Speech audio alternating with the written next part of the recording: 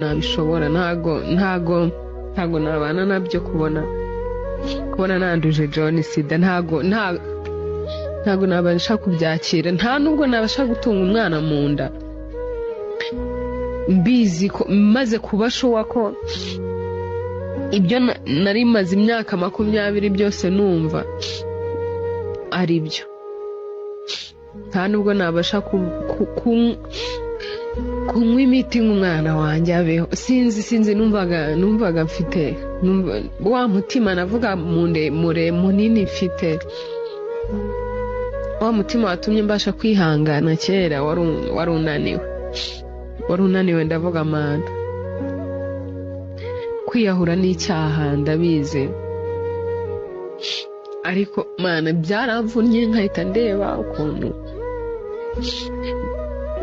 turi bugende tukagera mu rugo nkiyahurira mu nzu, nkiyahurira muri apartment arimo, wenda nkamubeshya urugero nkavuga ngo wenda ajya kungurira fanta